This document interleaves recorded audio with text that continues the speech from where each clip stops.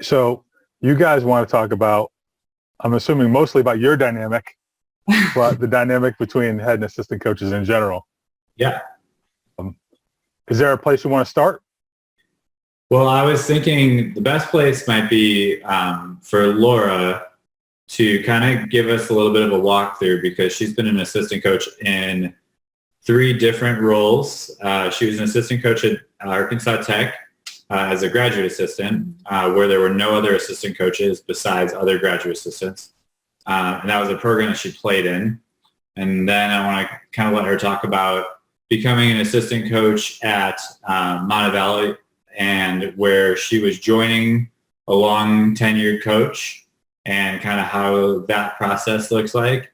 And then kind of bringing that up to the present, where her and I were hired at the same time. We planned on working together if I was able to get a job, and I planned on bringing her with, and what that would look like. And so kind of let her speak to that, those 3 experiences first, and how they were different and things that were important to each role. So maybe just start, Laura, and talk a little bit about what it was like to be a GA for your head coach that you played for in college, and then but to have no assistant coach, so you guys kind of were leaned on a little bit differently than a normal GA. Yeah, so I didn't originally plan on being a GA, and it kind of just happened in the moment, and I knew that I loved volleyball and wanted to continue it after I graduated, but didn't know what that looked like. So when I went back to Arkansas Tech to work for Christy Beyer, who had a really successful career there, and she's now at Emporia State, it was definitely different, and I loved the different perspective that I was able to gain of her particularly. Seeing her as a coach was definitely different than working for her, and I was able to see what she did on a daily basis, and I was able to be mentored by her about the coaching aspects and to learn more about what that side looked like. It was initially a little different and challenging to coach my former teammates, but the situation was really great, and they were great in it. And because we knew each other, I think that did actually help and not hurt the situation. Being one of 3 GAs with 2 of my former teammates made us really easily work together. And so like that dynamic of already knowing each other and being able to split up the duties that Christy gave us, and the, on the sideline during the games, it wasn't hard to understand each other, to know where we were coming from, because we had a similar background from our college experience. The most important thing that I learned during that time was how to grow my opinion and perspective of volleyball. And my progression through my assistant years definitely kind of went from small to learning more to learning the most. And so that's kind of neat to be able to look back and be like, well, as a GA, I didn't have a ton of opinions. And then my first full-time assistant job, I was able to learn and grow even more. And now in my 3rd job with you, to really see that through to now I have a whole bunch of opinions and coaching styles and coaching perspectives that I didn't have when I was a GA. And so being able to look back and see how those kind of started was definitely one of the most important things about those 2 years of my life. So kind of to just go back a little bit, to give you a little bit about Laura, when she played, she was very in the moment player. Mm-hmm. And so I think that like when she started a little bit late, played at Illini Elite, and was actually there while I was there. And so that's where Laura and I first met. And so I think that like probably that transition from I have opinions about how I play to I have opinions about how I coach was really, really unique for you, because you probably didn't really have opinions about how people played around you. You were just playing. Yeah. And so then like that GA year was probably really important. And so then you got hired at Montevallo, and where Katie had been there for probably 6 years, 8 years? I think 8 years. I tried to figure it out, but it didn't actually get there. So sorry, Kate, that's wrong. Before you had gotten there. And so she had she has this program where they've done a really good job, and 3 out of every 4 years they win 20 games, and They have for sure a niche program over there at Montevallo, which is like 45 minutes west of Birmingham, Alabama. Is that about right? South of Birmingham. So maybe kind of talk about what that experience was like, coming into a place where they already knew who they were and you had to figure out who you were amongst them. Yeah, so coming in and working for Katie O'Brien at the University of Montevallo was very different from Arkansas Tech, not only because it was totally brand new to me. I had actually played there as a player before, but brand new as an athletic department, as a volleyball program, because it is much smaller than Arkansas Tech. It was a different state, a different region, a different conference.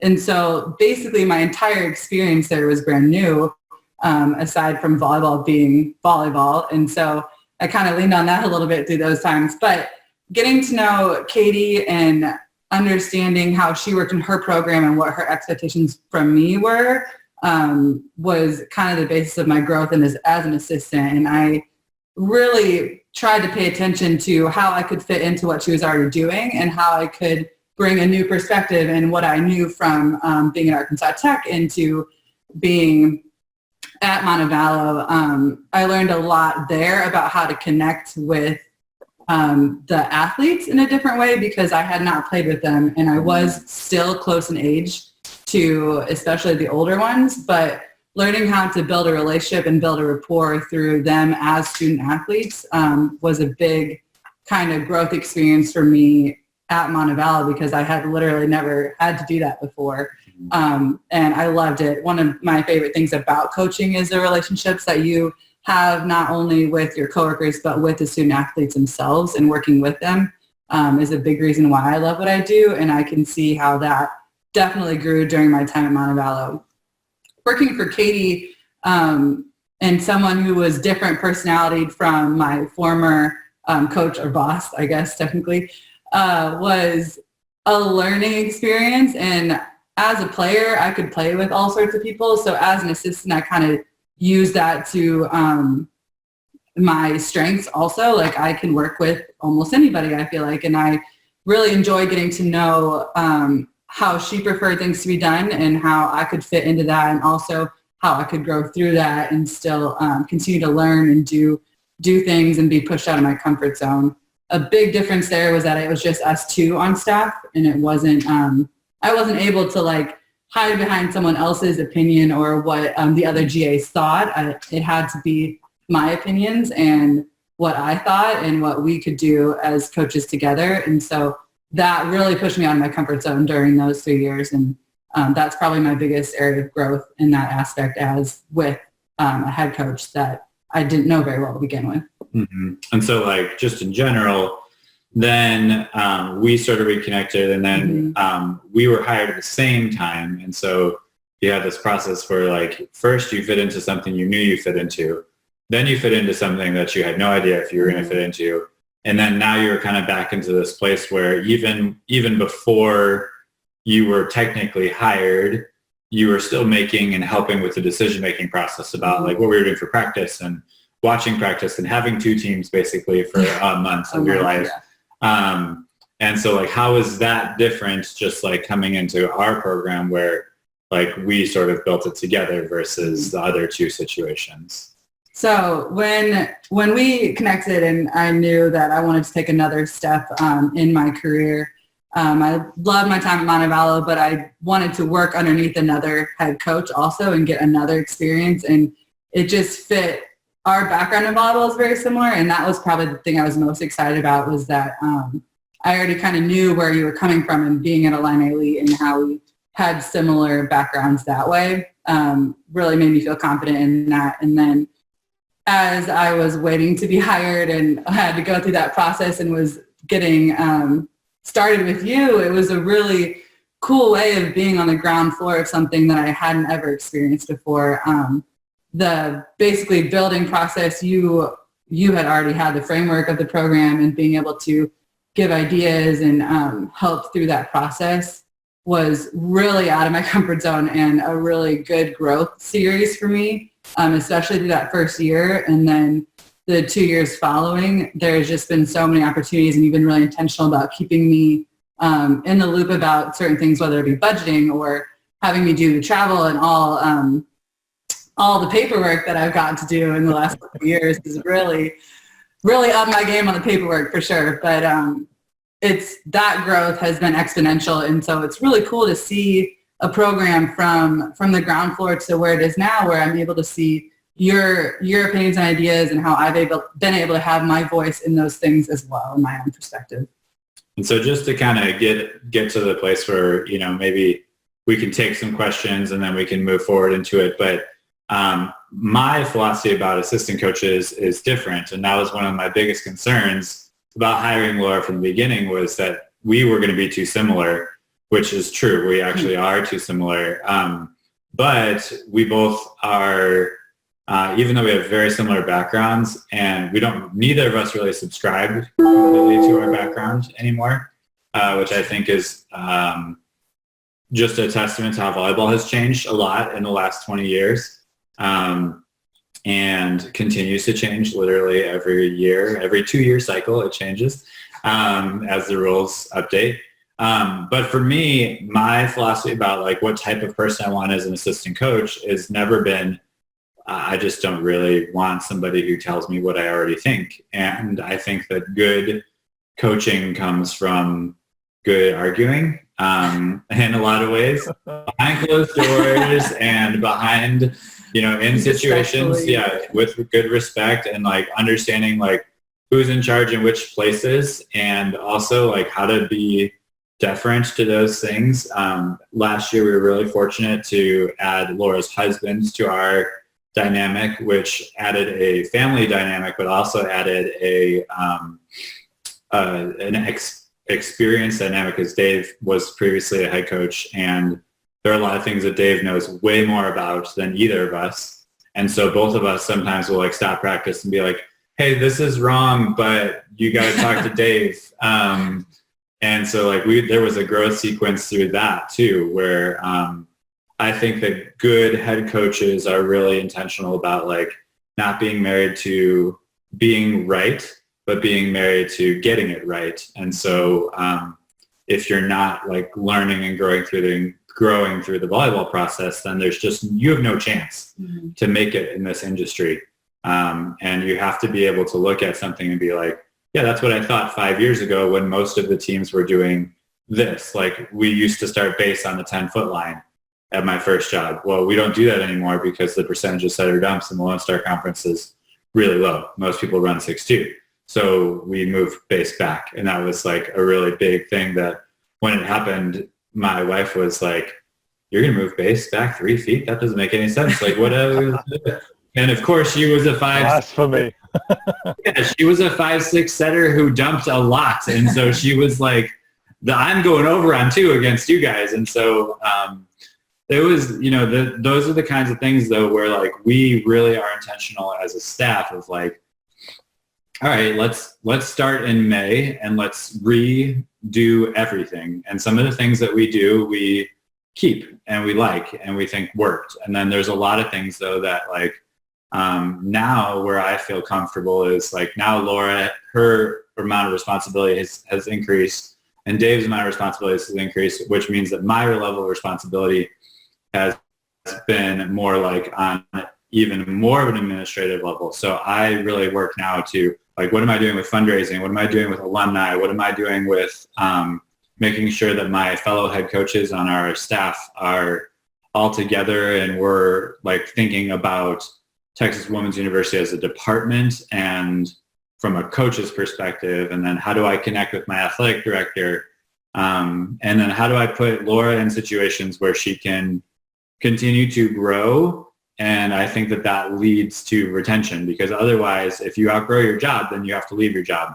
And so FCA, which is Fellowship of Christian Athletes, which is something that my wife and I were a part of for a really long time, is that their philosophy is that your job is to replace yourself and raise up leaders who can do what you do, and then you have to go find something else to do, rather than, I think in general, coaches sort of are like very protective of what they do And so if I don't ever teach Laura how to be my replacement, whether that's for a day or for a month or for a year or forever, then I'm not only doing her a disservice, but I'm also doing myself a disservice because I'm not growing and I'm not getting better and I'm not seeing other perspectives. And there are so many times where we'll get an opportunity to do something and I'll be like, actually, I have no opinions on this because I don't really know what the kids think or how they care about it, but you're really tied into that. So, why don't you just make a decision? And then there'll be lots of times where Laura will call me and be like, hey, I don't know if you care about this. And I'll just be like, no. And then she'll just hang up the phone. then she just handles it. And so I think that that's kind of where our friendship and then coaching relationship has grown into. And I think that it's unique. And I think it's something that's very different because it's not selfish on her part and it's not selfish on my part in any way. So. All right. We did get some emailed in questions, but I got a couple that I want to throw out first. Okay. First kind of relates to what you were just talking about getting that phone call and do you care or not. So Laura, how much filtering do you do of information that kind of comes through you from the team that you have to decide may or may not need to go to the head coach?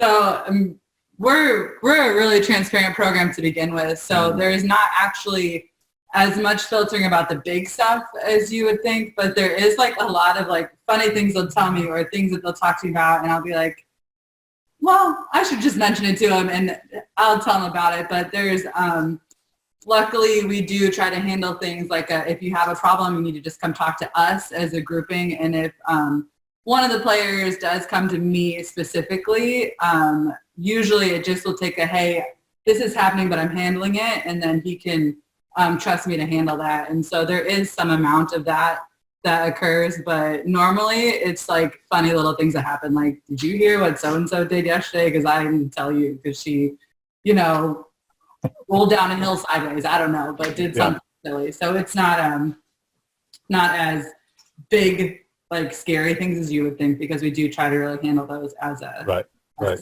And Laura's done a good job learning me, where she will preface me with the emotion that I'm supposed to have at the end of the conversation, which I really appreciate. So she'll come in and she'll be like, hey, there's nothing for you to do about this, but I think you should know that. Mm-hmm.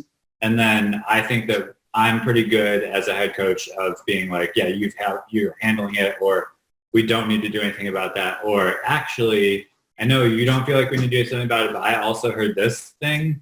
And we need to like collectively get all together and make a decision about what we need to do as a department or as a staff or as and kind of like the way that I like to perceive our volleyball program is like a business, being CEO minded rather than just coaching. So anyway, so she does a good job of that, being like, wait till the end of the story until you decide, or don't handle this, I've got it, or I wanted your opinion about this. That gives me a good sense of like what I'm listening for. And I think that's really good assistant coach communication just in general is like head coaches, we want to fix everything every time. It's always our problem. And, compliance always tells us it's head coach responsibility. Mm-hmm. And so I think as an assistant coach, one of the best things you can do for your head coach is give them a sense of like what you're looking for out of the conversation going into it. So that way when at the end I can say, yeah, okay, so you want my opinion on this? This is what I think. Or I'm really glad that you're handling that because I don't want anything to do with those set of problems.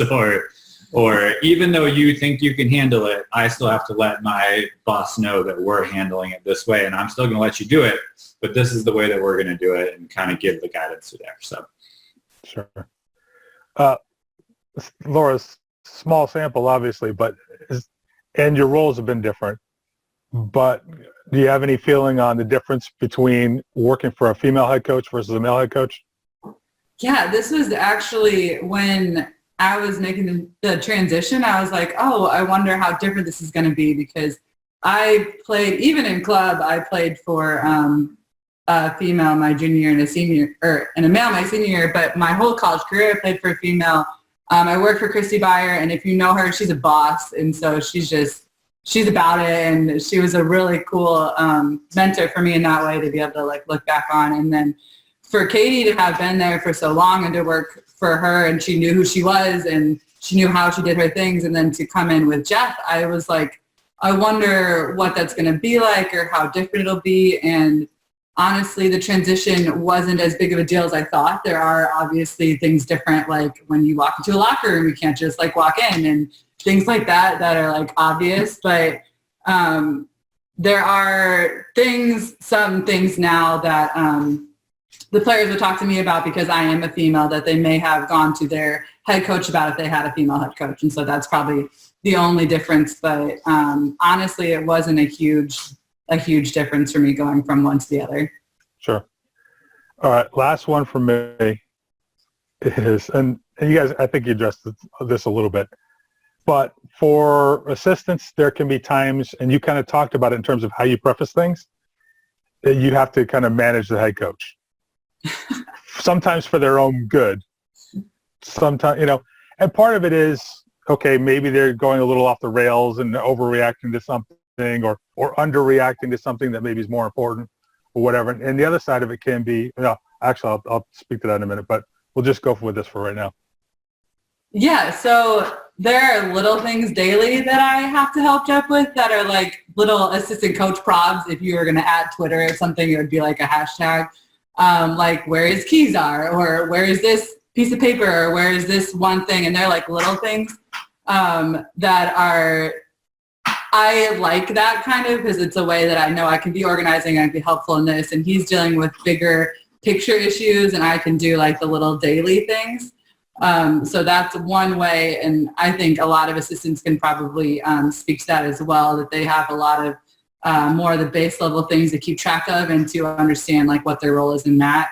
There have been times during matches, but not very many, where I'm like, hey, that's not a big deal right now. Like, let's just, there's going to be doubles called or whatever, like sometimes it just gets to a point where it's like, hey, it's okay. Like, we just need to like leave it at that. But honestly, all the head coaches I've worked for have not been the type to like lose their emotions in that way. So there hasn't been a lot of that for me, but there have been times when we'll have different perspective about what's going on in the game or why things are happening the way they are. And I do feel like that's where I can have an input or an opinion that can help a situation that he might see a different way, either because he just sees things a different way, or because I can see things through a female mind or something like that. I have seen that happen before a lot. Or even like with a kid who comes off the bench or off the court, they always come on their way in, they talk to Laura, and on their way out, they talk to Laura. And so sometimes there's information that gets relayed that way to manage the on the court stuff, whereas like a lot of times I'm looking big picture. And one of the things I would encourage assistant coaches to do just in general is like when you're hired, like you should have a list of things that you sort of know you don't ever have to worry about for your head coach, whether that's like organizationally, or it's practice, or it's recruiting, or it's whatever that piece is. And then you should also have a list of things that like, this is where I can really make my program better. And so like when I hired Laura, one of the things that I thought was really cool about her was that before she got there, Montevallo wasn't doing lots of scouting. And that's because the Peach Belt and the GSC didn't really have film exchange rules. And so she sort of invented her own way to make sure that the athletes got the scouting information without being undermining to the head coach, who was certainly analytical and certainly data-driven as a person. Katie's that way. But then like being able to understand like how your job as an assistant coach is really not defined in the job description, but it's defined by like what your head coach is good at, and then how can I put myself in a position to support, uphold, uplift, or like accentuate the strengths of the head coach. That's one way to be a great assistant. And then one of the other things I think that Laura does a really good job of is when I'm talking to a player, she's very rarely looking at me. She's most often looking at a player. Or when I'm talking to a recruit, she's very rarely looking at me. She knows what I'm going to say. I'm going to say, hey, we love you, thank you, right? Like, TAB is a perfect place for you to, like, she could be, we could switch spots. She could say exactly what I would say. But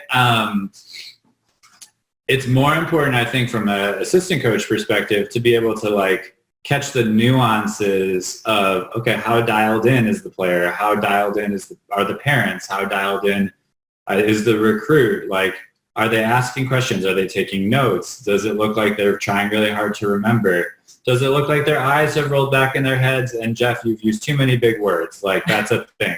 So I think that, like, learning, like, one of the first things you have to do as an assistant coach is to learn, like, where those opportunities are for you to really make your program better by being there, exist. And then you also have to figure out if you have a head coach who can handle being told that they're doing something wrong, because sometimes you don't and sometimes you do. And Laura will testify that, like, sometimes she'll tell me something and I'll change my opinion, like, in that actual moment, because it's just a better idea.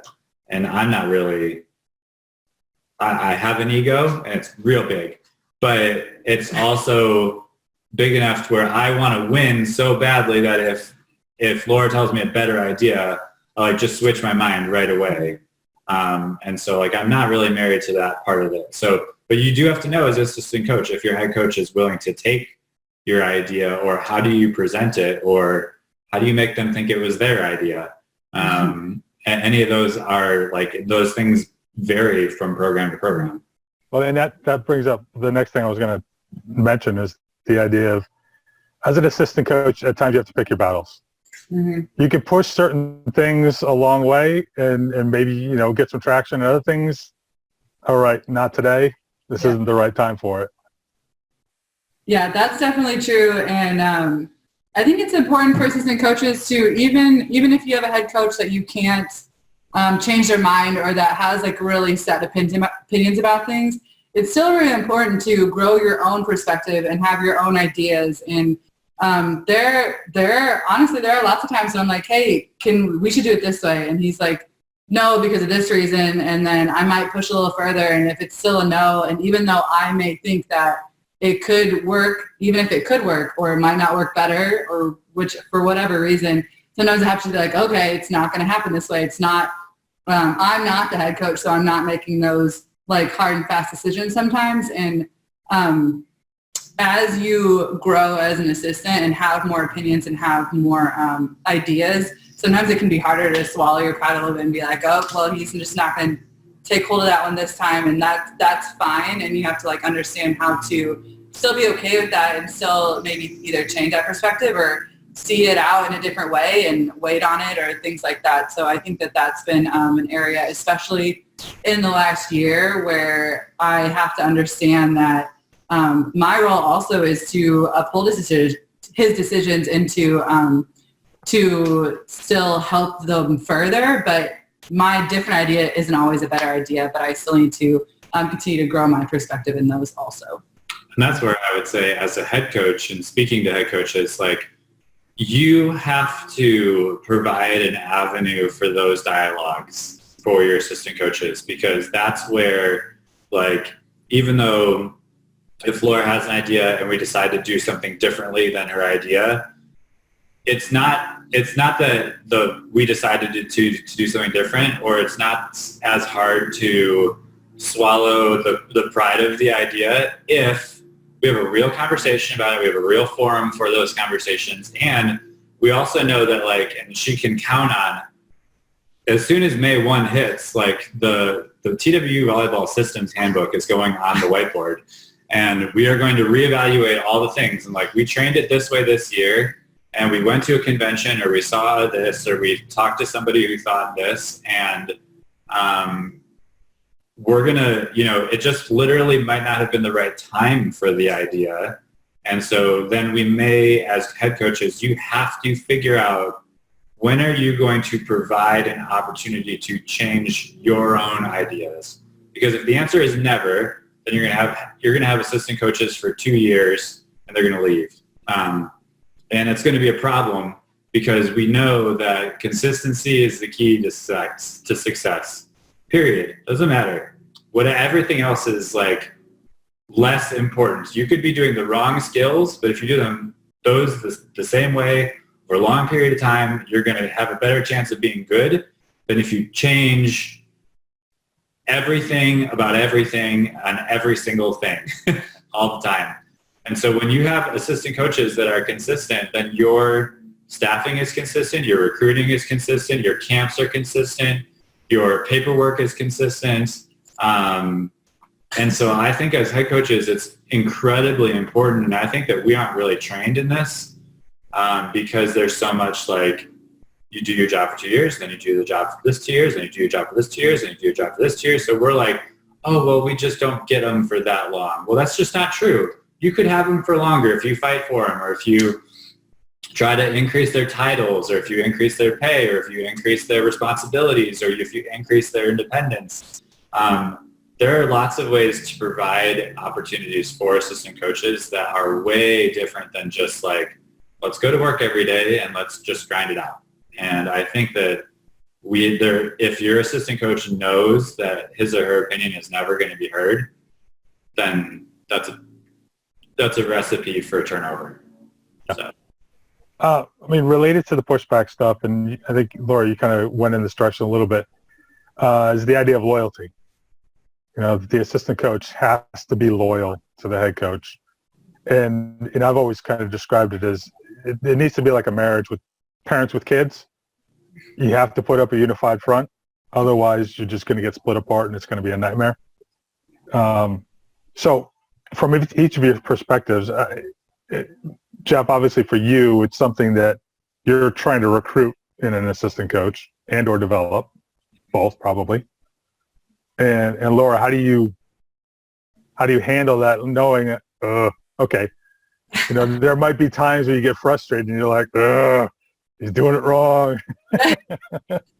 No, and for us specifically at TWU, for me personally, these have mostly been small things. So there have definitely been times in practice where I'm like, wait, are you sure that that's really how we should be talking about it, or how we should be doing it? Or like these question marks will like pop up in the middle of practice. And obviously I can't be like, Jeff, you're doing that wrong and da-da-da-da-da. But after practice, I know enough to like keep my face looking the right way and to just, you know, continue through practice and do what I need to be doing. And then because of the dynamic that we have after practice, I can be like, hey, you talked about this that way, and I'm not sure the skill should have been like that. I think we should have done this with that drill or done such and such, and we can figure it out because either I didn't understand it or he didn't understand what the other part was. And so particularly for assistant coaches, you need to learn the time and the place of when you can have those discussions, and like I would think obviously like in front of your athletes or during practice is not really the time or the place. There have been times where in the middle of practice, I'll walk over and be like, hey, weren't we supposed to ... this way or whatever. And then he'll be like, oh, yep, you're right. And then he can change that. But it's definitely not, you know, like a huge ordeal. And I think that's like a really important thing to remember. Thankfully, there haven't been a lot of those times, you know, where my loyalty to the program has been like, well, I don't actually really think or agree with the things that we're doing because I kind of help from the ground floor, you know, it's easier for me in that way.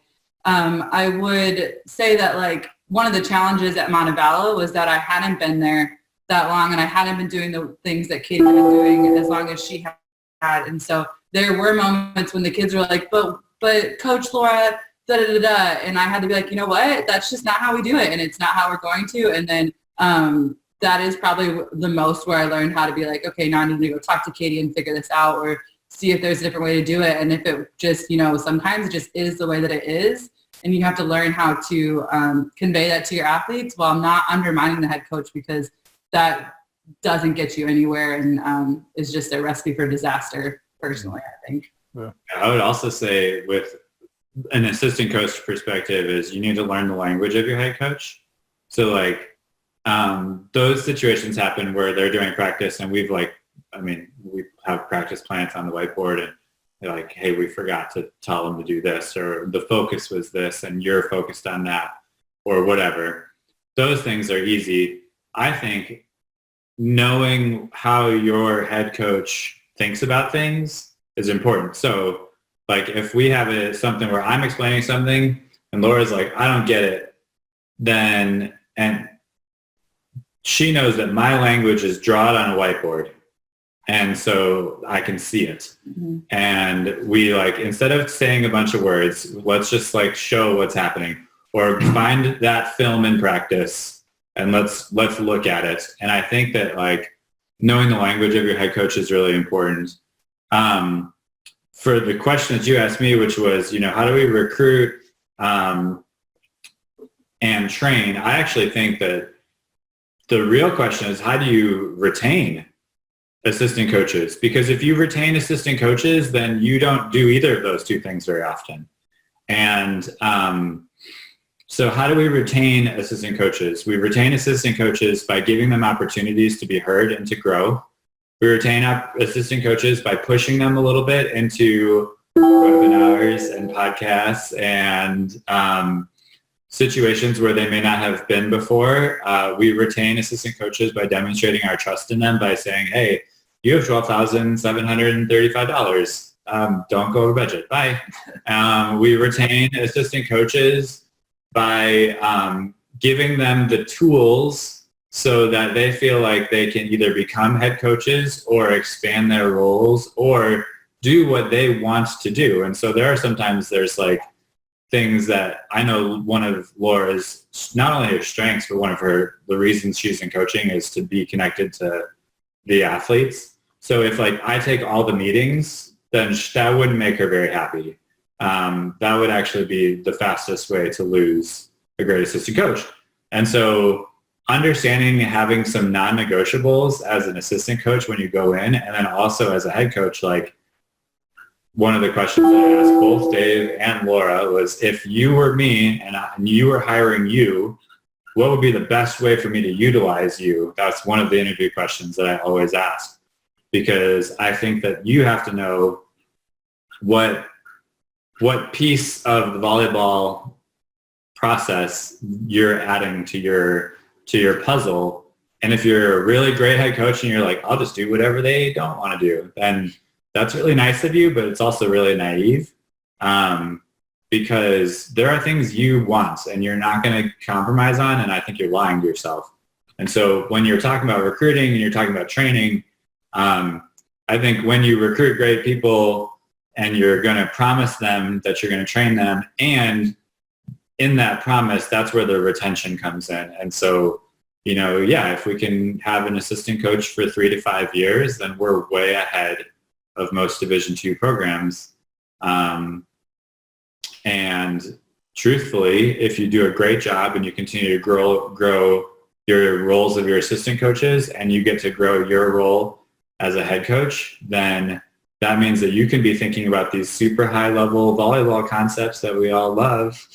And then you can keep turning things over and then doing things to help the program from, as a servant leader, which is what my preference is. And so I think that retention piece is just critical. And if you don't go into the training with ideas for retention, then you're not going to retain your people.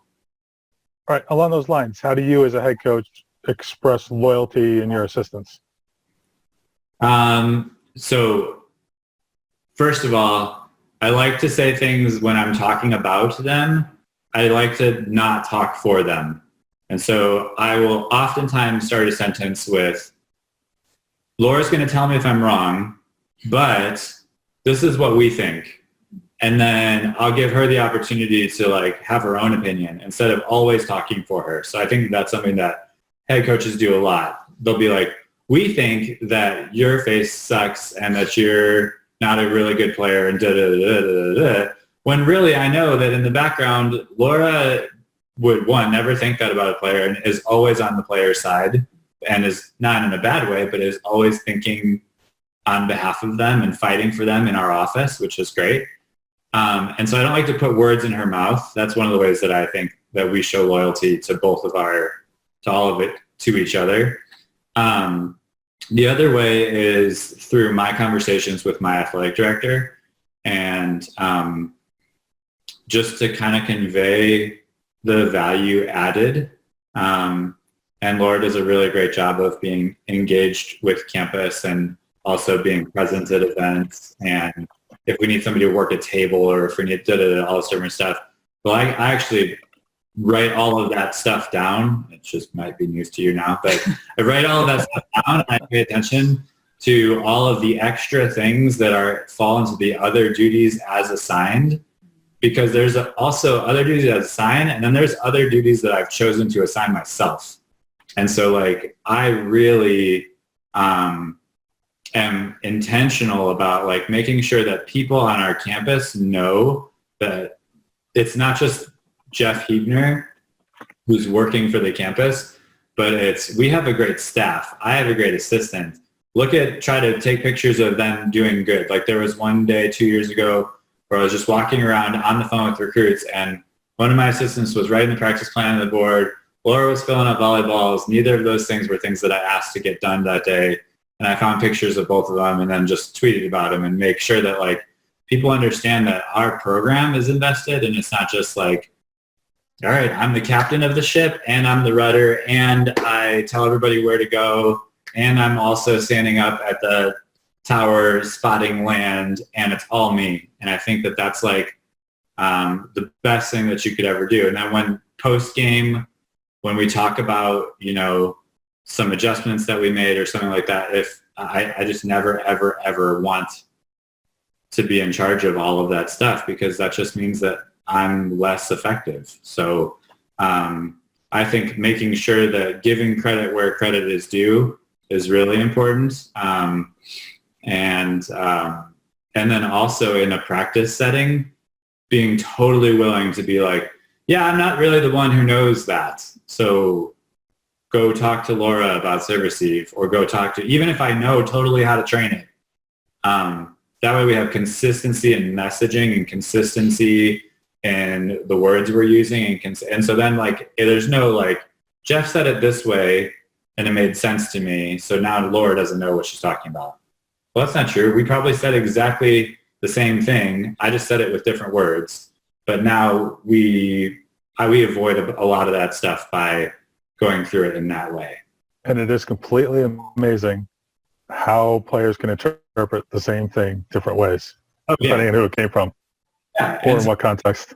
And sometimes it'll be like, I'm so tired of talking to player A about serve receive because I just can't get anywhere. Can you please can you go talk to Laura?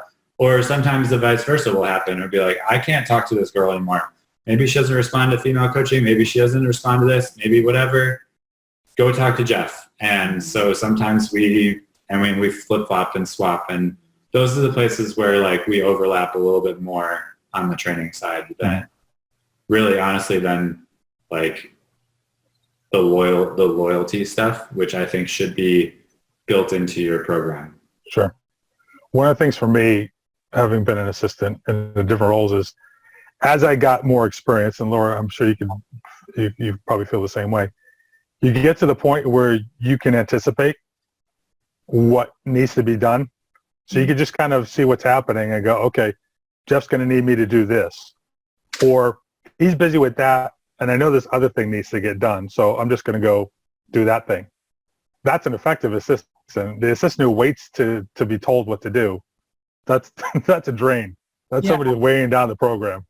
For sure. And sometimes that comes from working for someone for more than a year. I would say that the second and third year, there's a lot more of that. And like there are times now where later on he'll be like, well, I was about to walk over there and then you went and did what I was about to do with those whatever players, or had to fix one aspect of a drill. And so I think that at the beginning you have to work at that, to not just be like, okay, what do you want me to do? Okay, now what do you want me to do? Okay, now what? And like try to figure out creatively, like, well, what are they going to need me to do, and those kind of things. And then after you've been in the program for a while, some of those things start to become second nature. And I think that's kind of been a cool progression of this third year where Adam may not even notice it in the moment, and then he'll be like, hey, thanks for doing that later. And that definitely, makes me feel valuable.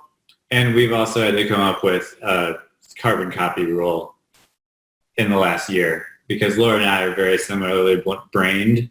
And so it's like a time of the year will trigger, okay, well, we need to submit housing information for next year's incoming freshmen. And if I forget to carbon copy her on the email, then she'll send the exact same email the next day. And so because we've been doing it together now for 3 years, I think there's a huge advantage to that. But then there was this period of time for 3 months where Laura and I were doing the exact same thing at the exact same time. And neither one was telling the other one. And so that was I was already doing that. And he's like, well, I did it. That was a new dynamic that we probably started September 1 until December 1. And then since then we've sort of figured it out again. So. Okay. All right, let's get to some of these email questions. There's a few of them that want to get into how you separate responsibilities. So why don't we we'll start on the court. So let's say during practice, how do you position yourselves, for example, who might run certain drills or what responsibilities do you each take? Before he'll go into this in more detail, but I think a really fun part of our program is that all 3 of us coaches are coming from a different position. So Jeff was a setter when he played. I was a stick rotation outside and Dave was a middle. And so those perspectives are really fun when we're talking about the skill development or training and even the on-court stuff that kind of helps us get into our niche really easily. And so that's just one cool thing about our program is that no matter what player comes in, they've got a coach that has had that experience and that can help them with that. Except for a libero. And then you go stand in the corner and you pass the ball to the freaking target and then that's your job. Divvying up responsibilities, I think, comes down to it's instead of looking at it and everybody has to be humble in this, instead of looking at it what do I like to do, it's more like asset management. And so if I was, let's say my dad sells coffee. And so one of his things is that he got to this new business and they had the warehouse and it was all mixed up and backwards. And just the coffee was over here and the vending stuff was over here and so on and so forth. Well, so there's a whole summer of my whole life where I remember taking all of their best selling coffee and moving it up to the front and then all their lowest selling coffee and moving it up to the back. And that was an asset management thing that took us 3 hours to reorganize, but then paid off in huge dividends later because when you have 9 million Starbucks orders and you have 10 Folgers orders, not that Folgers is a bad brand of coffee, no brand endorsement, but if you have 9 million Starbucks orders, that's going to save you X amount of time over the long run, only walking 10 steps versus walking 200 wherever the coffee used to be. The same thing is true as when you're trying to divvy up who has what jobs. And so the first thing is, I think we have to recognize as volleyball coaches that all of our jobs are dependent upon each other, which I think speaks to what Laura's talking about. Dave coaches middles, I coach setters, and Laura coaches outsides, and definitely not exclusively.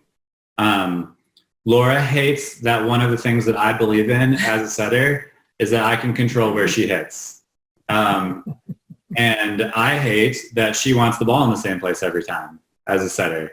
So it's good for us though, it's good for me to be able to say to my setters, hey, sometimes if you have a middle beat, you can leave it a little bit inside and force your outside to hit cross. And then sometimes she can say to her outsides, sometimes the setter is just never going to get it out there. And you have to be able to, even if she thinks that she has the middle beat, sometimes she doesn't. You can't just blindly hit the ball into the seam. And so I think that part of the divvying up of responsibilities comes down to first, know your systems. And so we have 6 systems in our program and all of us know them. And so it doesn't mean that every single one of us is an expert on all those things, but we all could train all of the systems, and that's critically important. The second is play to your strengths. Too often do we game plan for an opponent and we're like, hey, the ball that's being hit to the corner in one on the outside set is always going to score. Well, that's awesome as long as you have kids who can hit it over there. Unless, and if you don't, then that's a terrible game plan. And now you're playing to the weaknesses of your team. Even if you're also playing to the weaknesses of the other team, you're going to end up losing.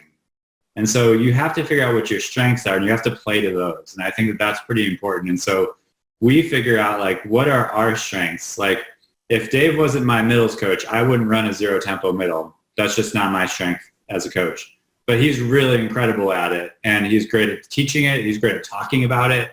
He's great at making our middles feel comfortable being terrible at it at the beginning and then being really good at it at the end. And so I have to be like, shut up, Jeff, shut up, Jeff, shut up, Jeff, shut up, Jeff, shut up, Jeff. Okay, great. Now we're finally in a place where we look good. And sometimes that's hard for me, but I think that like, if we can know that he's really good at that, then we play to that strength that makes us better. And so that's, I think, the first thing when you're trying to divvy it up. Instead of looking at it like, I want to do this and I want you to do that and I want you to do this. You need to look at it like asset management instead of like, what do we all need to coach? Some teams, we should never even spend 5 minutes on blocking. 2 years ago, TWU was so bad at blocking that we like got to a point where we were just done training it. We're just like, screw it. We're terrible at teaching this. And eventually we're going to have to go to a conference or hire a GA or whatever. We got really lucky. And then Laura just married somebody who knew about blocking, which was a good move. Not the reason I married him, but just really, really convenient. But like we went to a place in the fall of 2017 where we stopped training blocking because asset management, because we were just like, look, we're going to be bad at it. Let's try to just not worry so much about how to impact the ball at the net, and let's just try to figure out how to lead the conference in digs per set. And so we had the libero who led the conference in digs per set. We had the number one outside with digs per set, and we were in the top 3 as a program, and we were in the top 25 as a program for digs per set. That was a better option than getting better at blocking because clearly we didn't know what we were talking about.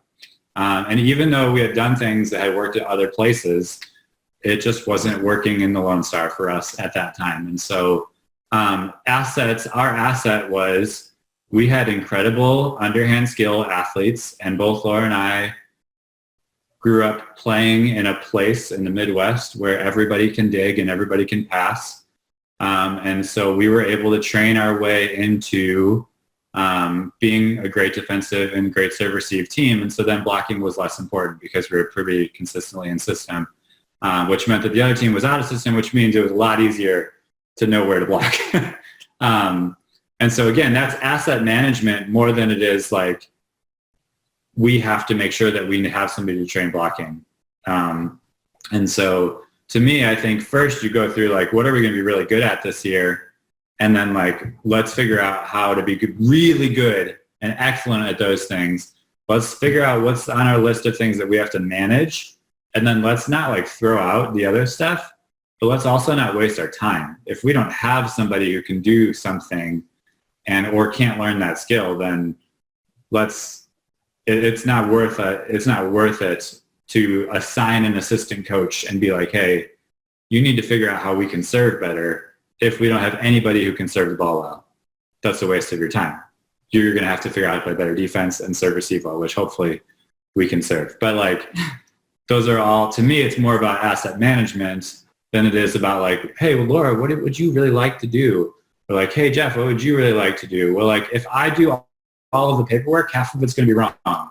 So Laura is going to she would rather just do it right the first time and tell me to go sit in a chair somewhere and don't look at the screen. I'll format it later. Then that's asset management. She's going to do a great job with it. I have to trust that she's going to do a great job with it. There have been whole times where I've like done a thing and I'd be like, hey, I think this thing is really good. And she'll be like, yeah, the ideas are really good, but the kids are never going to be able to digest that. So do you care if I make it into bullet points and like reorganize the whole thing? And asset management wise, it would have been a lot better if we just would have talked about it on the front side and I just would have talked at her, because I have good ideas and she has ways to get those ideas to people. First thing real quick to translate for people not from the U.S., zero tempo is not something they use very much outside of the U.S. Yeah, that's right. So that, for everybody else, it's first tempo. Right. Basically means middle's up at roughly the same time as the ball contact. Correct. In terms of what you guys are working at in practice, how you work it out, one of the things that I experienced one time when I was coaching was my philosophy as an assistant coach is basically to be on the other side of the gym as the head coach as often as possible, so we're getting the full perspective. I had a head coach one time who but accused me once of only being on the starter side. And I was like, well, that's because you're always on the non-starter side. I'm literally, if you watch me in practice, I basically just revolve as you revolve around the court. So, and that was, do you guys find yourselves kind of doing that, or do you kind of have more fixed kind of reference points when you're in training? We plan practice together every day. We try to plan practice more than 24 hours before the next practice as best we can. We provide access to practices to our players, hopefully the day before, but at least a few hours before. And then as part of that practice planning exercise, we basically assign roles during the planning piece. So, obviously that stuff is really, really straightforward when it's not sixes and it's blocked. You know what I mean? But when you get into a sixes situation, then what we really focus on less on our spacing from each other and more on what's my job. So like we might get to an offense first defense drill and we're really consistent about all right, so Laura's going to be paying attention to these things on the defensive side. Dave is going to be paying attention to these things on the blocking side, especially eye work, because we could all just go off forever on how all the eye work needs to be better. And if you're a club coach and you're listening, please fix the eye work of your kids and care about it. And then my job is on the offense, or we might switch, or we might look at it, or maybe there's a specific player. And so hey, your job is to watch this kid today because maybe she's not playing very well, but also maybe she's got a family situation. Maybe she's got a really hard test and we know that it was today because we're tuned in and we pay attention to our kids. And we're like, all right, well, maybe she finished her test and she's just like, and so now she's gonna have a crappy practice because she's let all of her stress go and she's just like, it's volleyball, I can't pay attention to anything anymore. So we're gonna assign some person to make sure that that player, we can't afford to have her, especially if it's one of your better players, kind of go from there. One of, I think, our general philosophies is that we all believe in and that I feel is really important is that you coach to the top of your gym. And so whatever you're expecting your best player to do, you should also be expecting your worst player to do. And rather than coaching your worst player up to the level of the top, because then you're just raising the floor and you're never increasing your ceiling. And so something that we're really intentional about is consistency from player to player based upon whatever level we think our team can be at. Can we be a top 25 program? Can we be a team that's competitive in the Lone Star? And even if our kids are going to be mad at us because every single day we're on them, it's literally just because that's the level at which we think they can compete at defensively or offensively or from a blocking perspective. But we're not so concerned about spacing as we are about skill set development. And if they know that every one of their skill sets is being evaluated during the random or during the 6-on-6 competition or during the more live play, then they're much more likely to care about the process of the live play than if this side is winning and that side is not winning, and if Laura's just like making sure that that side's going to win and I'm just making sure that this side is going to win, that's a lot different, I think. And so we really try, while we're going through the practice planning process, anytime we're going to all be on the same court at the same time, to define the roles. And your role might just be, I'm hitting on a box and I'm just not going to hit any balls near them. And then the other people have other jobs. And we sort of rotate what that looks like. Well, at least we used to. And then Laura's shoulder doesn't work anymore. So feeling now in court. Welcome to the club. yeah. How do you guys divvy stuff up in terms of responsibilities and matches? So that to me, again, is like, who's the best at what? So I'm really, so Dave's incredible at serving knowledge. Just, I would say, he understands what passers can and can't do really well. I don't know if it has anything to do with him being a middle, but it's just been important to him his whole career. But he gets the volumetric support, he does the research, and so he does a lot of the serving like conversations. And so we have to make sure that during practice, he's also the one who's giving those same cues, no matter which side of the court that you're on, which sometimes is a little bit of a delay, but it is really critically important because the way that he talks about serving is at a much higher level than what I talk about serving. I just want the ball over here because whatever. This is that. And so that's really important. So Dave handles serving, and then also like we work together pre-game on like, in this rotation, if we serve here, we're going to be able to take out this pattern that they like to run. And I do all of the opposing team serve receive stuff. And I'm fortunate enough to be able to think and to be able to process that stuff quickly and to write it down and to know rotations. And I can do that live in a match. I don't know that it's easily, but I think that that's something that I was really fortunate to learn young, because I don't know that it's something that you can really learn later. And our club did a great job of it at Atlanta Elite, and they used to not give us assistance.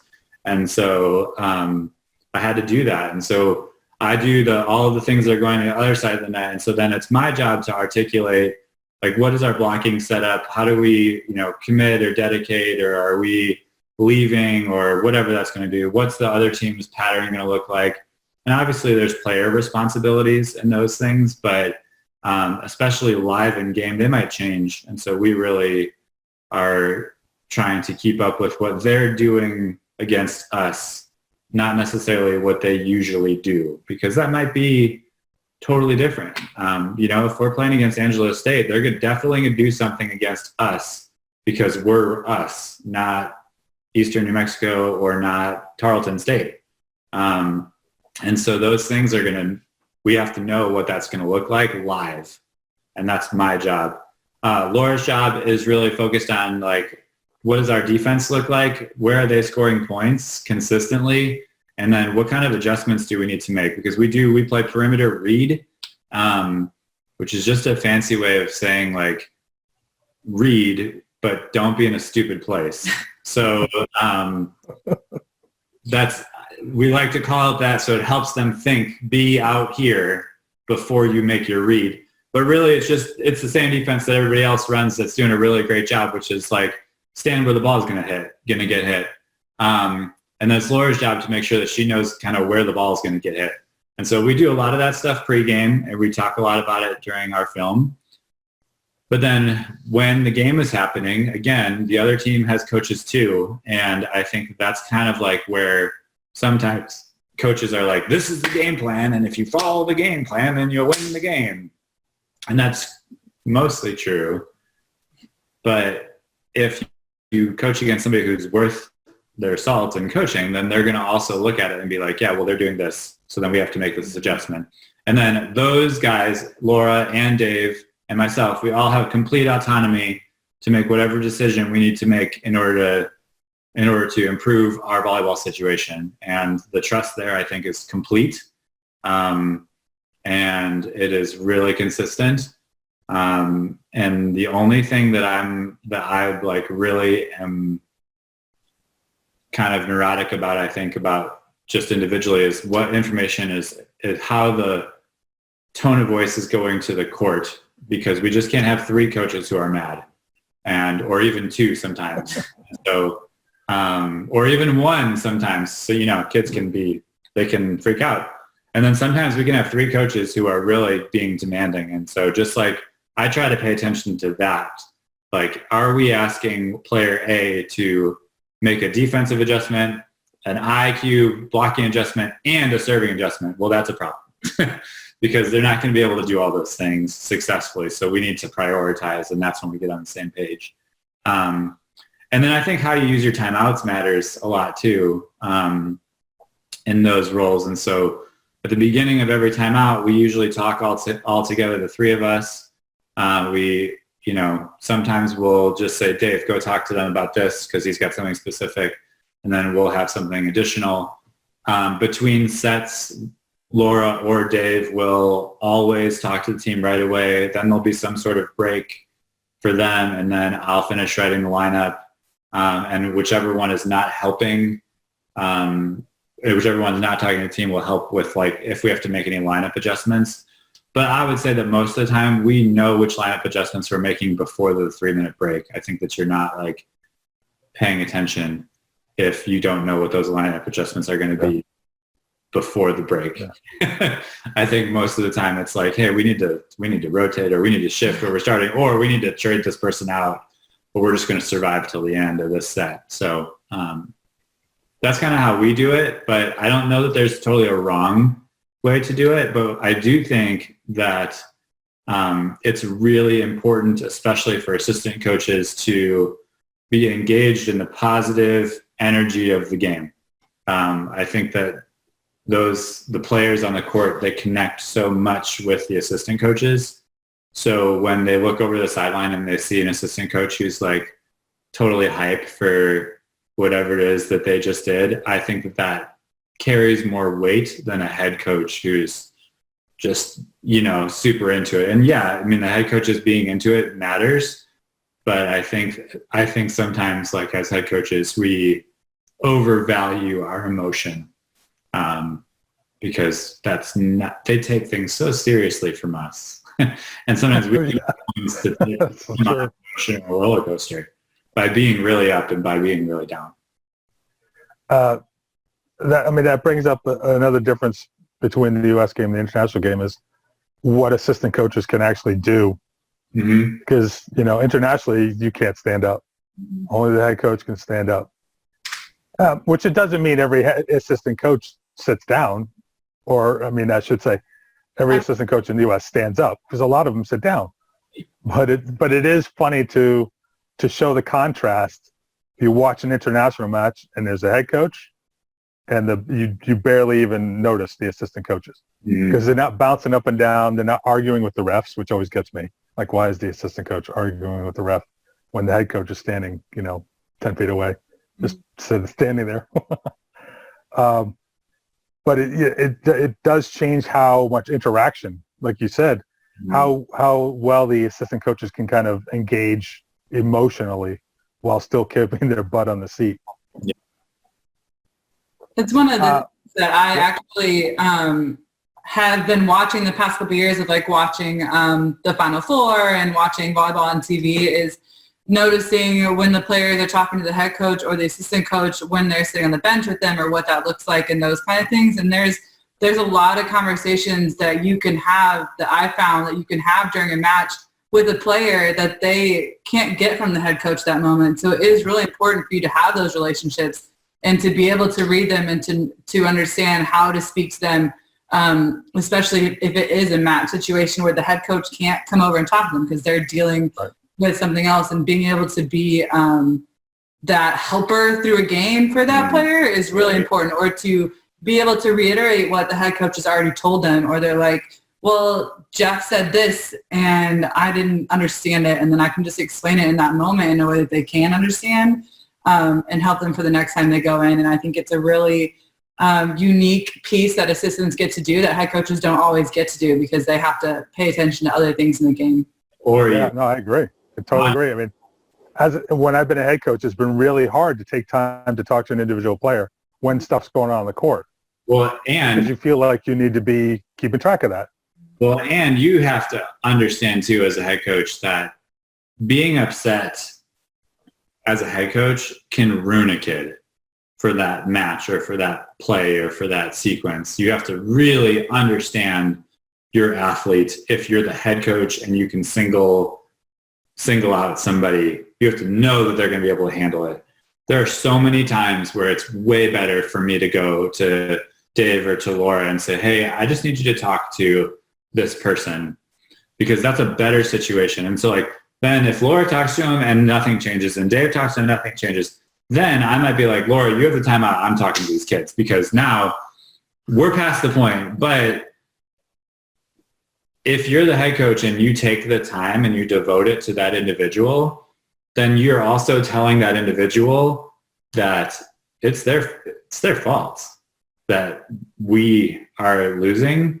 Whereas like if the assistant coach comes and grabs them, they receive it like, hey, you want to know how I can help you? And that's like a completely different feeling and emotion for a player. And so sometimes it's way worse for the head coach to be involved in that way because of just the weight and the other places in which the rabbit hole goes for a player. Sure. In terms of the scouting and the presentation of the scouting, do you guys do things separately or do you do things together as a group?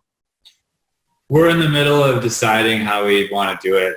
You know, the scouting has changed so much in 10 years. So 10 years ago, it was write it all down, hand it to your players, and expect them to know it. Because, you know, maybe we had film, maybe we didn't. Now with volumetrics, and even if you're doing vid swap or huddle or crossover or whatever, and the breakdowns, of course, that's the word, right? The breakdowns, you're doing data volley on the bench live. Like now there's so much information that I think sometimes the players can't follow it all. So we do a lot of like positional scouting, even with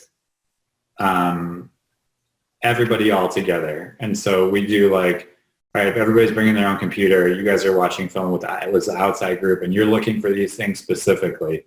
Middles, you guys are looking for these things specifically. Right sides, these things. I don't know that we like it. I mean, so just to be honest, you know, this past season, we were in a place where physically, if we just played our volleyball, we would win. So then we would do like 20 minutes of scouting reports and stuff like that. And we'd do it all together and we'd just be like, hey, watch out for this and watch out for this and watch out for this, but please just play really good volleyball. Because that was better for them. And I think that sometimes speaks to the leadership that we had with our group this year. They just weren't, they didn't crave to know things about other people in that way.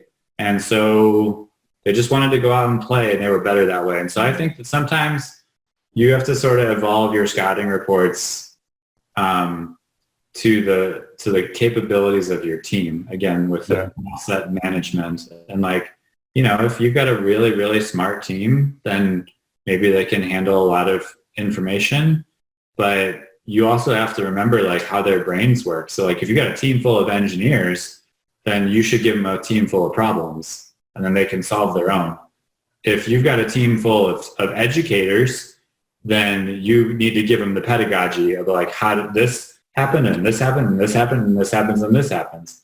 And then they're like that. If you've got a team full of like biomechanic people, which is like what we have at TWU, because kinesiology is our number one major, you have to explain to them why things work and stuff like that. But you got to know your athletes, and you also have to know that there's inevitably going to be half of your team where the scouting report does not help them.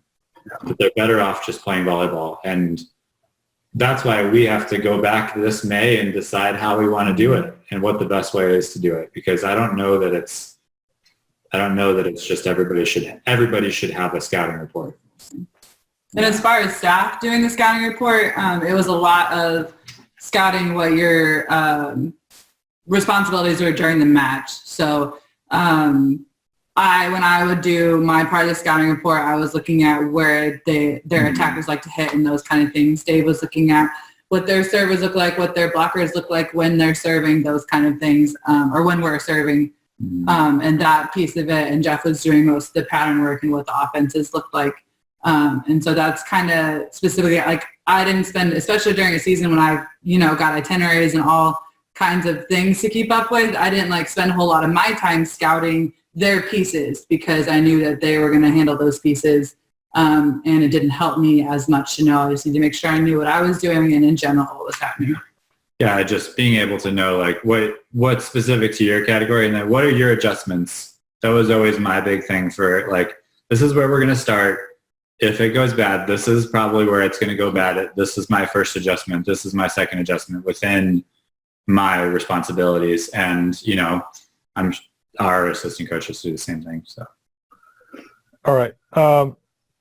Can you guys lay out, say, just like what a typical week looks like for the staff?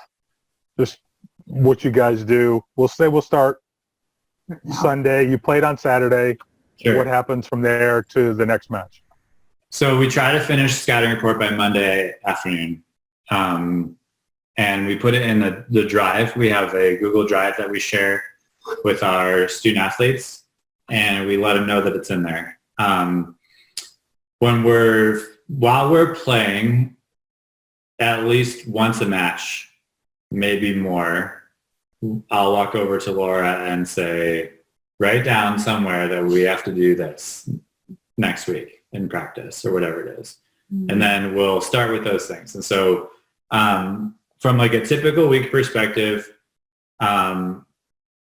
we have no rules and Laura will attest this. I have never had any rules about when you need to be anywhere.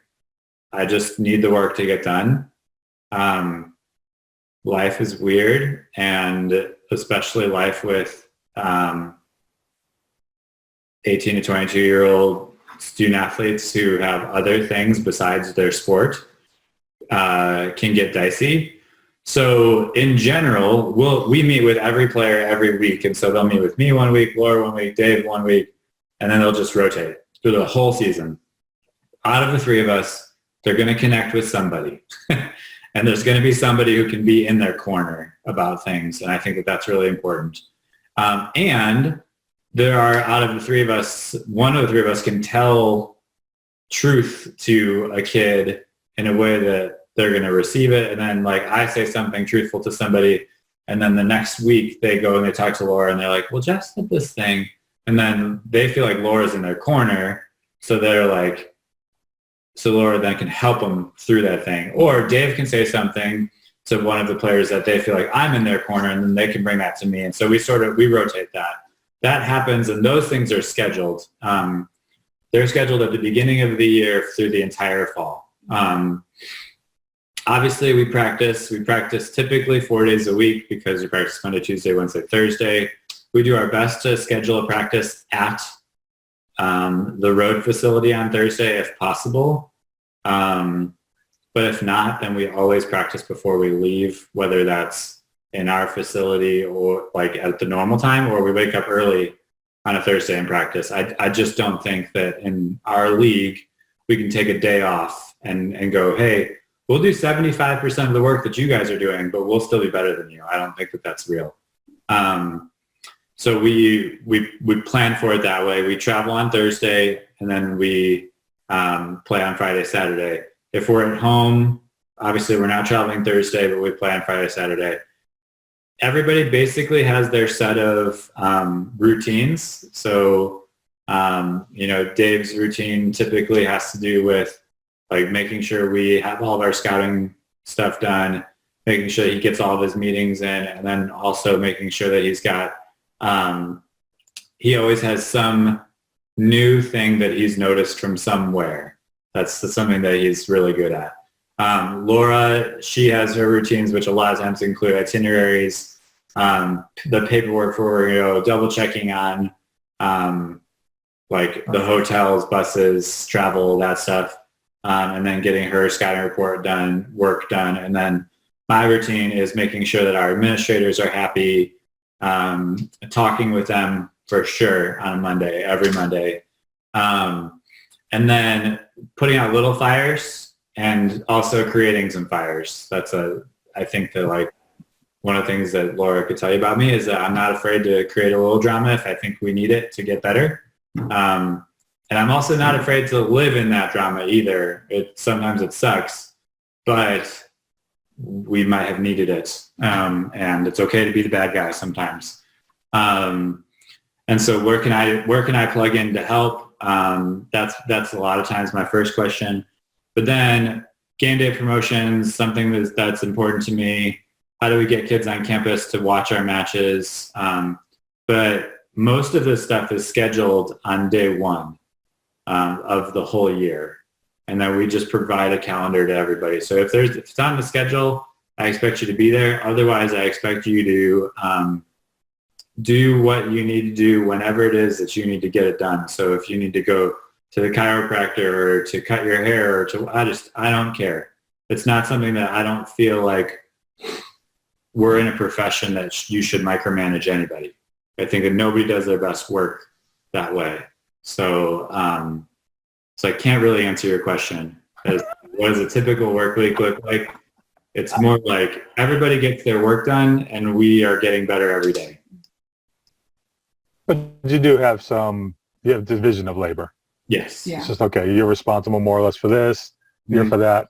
We get it done when it needs to get done, and that's pretty much it. Yep. Definitely. All right. Just for the attendees, if you guys have any more questions, go ahead and fire them in now. Anything that we haven't really touched on that you guys can think of? I just saw there are a couple of questions that over here. There's one open. That one was, I think you addressed it in the beginning. The one from Kenneth? Yeah.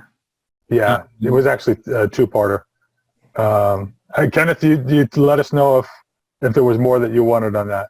Well, I think what his question really was if you're training to replace yourself, then is that really a good idea? And the answer is, like, I can love where I am and do my job really well, and replace myself does not necessarily mean that that Laura has to replace me in my current physical position. And while we have certainly talked about that as a thing at some point in our career, I think really we are talking more about, like, if you're a head coach and at the end of 2.5 or 3 years of somebody working for you, if they don't feel like they could do what you do, then you're kind of a jerk, because you haven't kind of taken them behind the curtain, if you will, and shown them all the ins and outs and all the inner workings. So like we had a baby in May, which about a year ago, and it was almost exactly 2 years to the day when we were like, okay, we're going to end up having to square some things away. I took off a lot of time last year in May and June, and felt great about it, and was able to spend time with our colicky, frustrating third child for a little bit. And I think it wasn't that Laura was like, okay, if I do a good job, then I get to be the head coach of Texas Women's University. It was more like, I'm going to do a good job, and if I ever want to do anything else, or if she wants to go take another job in the Lone Star, or if the right situation for her family comes up, then she's actually going to be prepared for that answer. And one of the things that we always tell recruits, but also something that I could promise to anybody who ever works for me, is like, if you go into an interview, if Laura goes into her next interview to be a head coach, and they ask her, hey, what would you do if you had a $24,000 budget and da-da-da-da and da-da-da-da and da-da-da-da, she would never have to be like, well, what I think Jeff did was she would just be like, no, actually, I have experience budgeting. Or if you had to get a recruit to campus, no, well, actually, the first recruit that we ever had, I was the reason why she committed. Like, she would have all of the actual non-book answers. And for us at TWU, like, I hate the idea of providing to people resources so that you can eventually say, hey, I read in a book one time that this is how we would do it. And then, like, how are you going to get hired for the next job? And there are certain extenuating circumstances that help people get hired otherwise. But, like, I think situationally, as a head coach, it's our job to, like, let some people do some things, even if you're going to also do that work. I mean, there were certainly times, like, especially early on in our first year, where I did all of the gear work because I had to, because it was due before Laura was able to be hired. And then the next year, we tag team and we both ended up doing most of the work. And then by the third season that we were ordering, I don't even know what gear shows up, and it's like Christmas for me. And so, like, but we have to, like, keep finding curtains to get behind. Like, I think this is not my first time being on a podcast or webinar, but I think it is yours. And, like, being a presenter, and, like, how do we keep pushing Laura and Dave to be involved in places where typically only the head coach gets those opportunities? And so, like, I've already talked with Paul Smith, my assistant athletic director for communications, like, next year when we, hopefully win every single match, like, I do not want to be the one who's interviewed after every match. That's just, like, we need to be interviewing Laura after half of the matches and Dave after half of the matches. And then, like, I'll be an additional interview, or I'll do a Monday segment or whatever. But, like, I have to continually find ways to plug them in so that they're ready for whatever the next thing is. And even if that's not doing my job, like, exactly with my title and my description at my school, it does mean that I'm going to replace somebody else who maybe didn't do quite as good of a job with somebody who's way more credible and way more qualified and capable of doing that job. And that's better for the volleyball world. And as we have more and more qualified people in the volleyball world, and we're more and more open with sharing our ideas and being free thinkers and talking across programs, and like, really taking an approach, which I think is actually international in its nature, and men's volleyball, they both do a really good job of, like, hey, how do you do this? And then they talk about it, and they don't really care who gets, like, if the other team gets better because of it. Whereas in women's volleyball, we're like, you can't know any of my secrets. Like, we have to do a better job as female volleyball coaches, as coaches of women's volleyball at the collegiate level here, of, like, opening up our books and being like, hey, this is how we do it, and this is how it works. Yeah. And I think individually we're pretty good at it. Like, if I called you or you called me, but I don't think that we're very good at it from, like, a national perspective. I don't. And I think even regionally, I think there are certain people who would be like, well, I wouldn't tell you that, but, if you weren't in my conference, I'd have no problem telling you. You know what I mean? Like, right.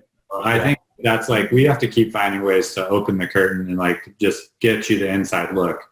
And so that's kind of how I would answer that question. Like, yeah, if you're the head coach and that's your job for forever, then don't go anywhere. But definitely don't be afraid of a super talented assistant coach, so much so that you stifle them, and then they end up being unsuccessful because they're not actually ready for the job whenever it's next. And I think that that's the biggest problem that we're seeing, is that we're, like, I mean, what was there, 275 jobs on Volley Talk, before January 1st. And I think that, honestly, we all need to look at ourselves as head coaches and be like, we're not doing a good enough job preparing assistant coaches, because most of those jobs are going to high-level assistant coaches. Most of those jobs are. And they're, like, then they're 2 years in and then they're out. And that's just, we got to do better. Well, but like you said, there's also other context to that as well, which is probably, it's a whole other webinar. All right, I don't see any more questions, so I think we can wrap it up here. I'm going to post a link for people. If you aren't already on the update list, here's the link to get there so you can get updated when the recording is available. So that's good for that. But otherwise, thank you both. Yeah. Good conversation. Thank you. We appreciate you. Yeah, no problem. Stay safe. Stay healthy. Yep. Hopefully your president doesn't come knocking on the door asking why you're in the office today. We're not in the Well, not in the office. office. We're in my house. Yeah. Oh, yeah, all right. Oh, yeah. Chuck did his from his currently being remodeled kitchen, so there you go. There you go. Perfect. All right, good one. All right, y'all have a good day.